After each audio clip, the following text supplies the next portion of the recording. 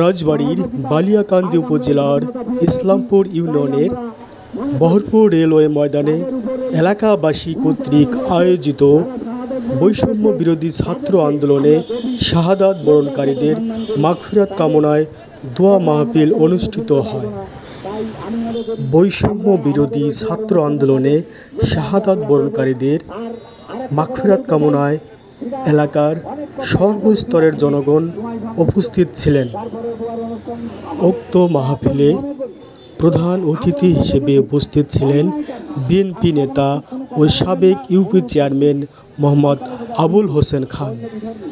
কোনো আক্রমণাত্মক কথাও বলবেন না, তাদের বরঞ্চ নজরদারিতে রাখবেন। কারণ অনেক অতি উৎসাহী দল, সব দলের মধ্যে লোক থাকে, দেখা যাবে ওই অতি উৎসাহী দলের একজনই এই বাংলাদেশের ৭১ এবং আমরা তখন শিশু বাচ্চা হলেও আমরা মানুষের কাছ থেকে, বড়দের কাছ থেকে শুনেছি স্বাধীনতা ফিরে পেয়েছিল। আমরা এই ৫ই আগস্ট আমরা ওই রকম স্বাধীনতা আর একটা অর্জন করেছি। এই ছাত্রদের রক্তের বিনিময়ে আমরা সেটা ফিরে পেয়েছি। তাই আজ আমরা এখানে মাইকে দু একটা কথা বলার সুযোগ পেয়েছি। আমাদের ড্রাইভার বাবু কিন্তু কয়েকবার জেল থাকছে এবং এই কয়েকদিন আগে এই আন্দোলনের মধ্যেও কিন্তু সে কয়েকদিন থেকে আইছে। তা আমরা মনে করি আসলেও আজকাল ওই পুলিশের ওই লাগে না, কোর্টের অনুমতি লাগে না, অনুমতি ছাড়াই যখন তখন ধরে নিয়ে যায়। ওই আওয়ামী লীগের লোকজন যদি কানে কানে দেওয়া বলে আসে অমককে ধরতে হবে, ধরে নিয়ে যায়, ওয়ারেন্ট লাগে না, ওয়ারেন্ট কিসের? তা আমরা জানি যে আসলেও আইন বলতে দেশের কোনো কিছু নাই, স্বাধীনতা বলতে কোনো কিছু নাই, অবিচার ভাবে এই সব চলছে। তাই আপনারা শক্ত থাকবেন, আর ভয় পাওয়ার কোনো সুযোগ নাই।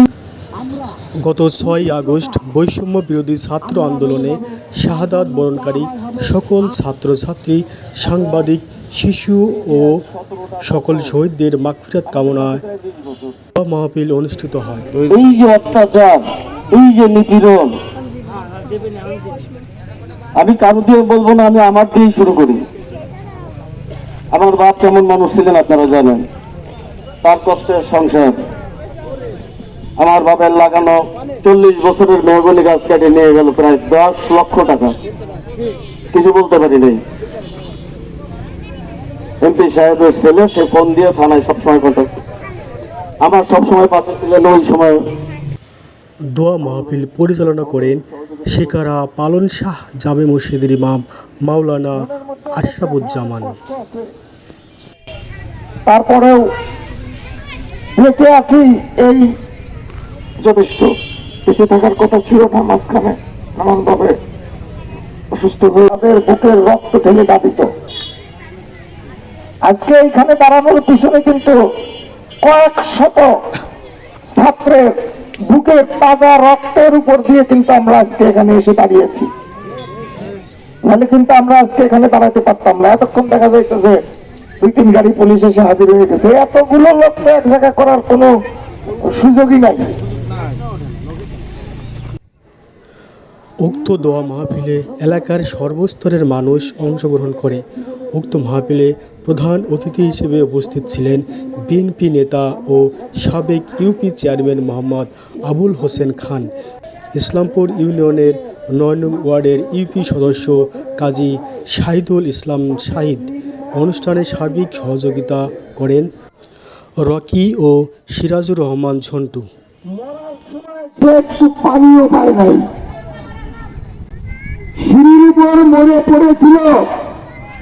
তার মন্ত্রী পরিষদের ২২ জন মন্ত্রী বলা ওঠার আগেই বঙ্গভবনে যায় আবার নতুন মন্ত্রী পরিষদে শপথ পেয়েছে।